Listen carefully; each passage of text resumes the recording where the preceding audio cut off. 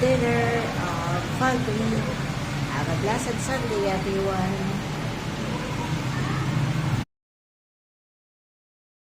Hungry?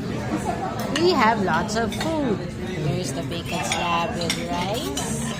There's pepperoni pizza. There's bacon slab with kimchi rice. There's pasta carbonara. There's pancit because there's birthday. There's Sunday's burger. There's beef something. And chicken binakon. And lastly, classic waffle. Let's eat.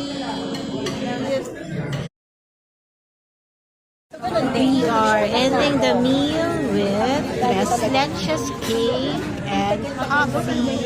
Good night, everyone.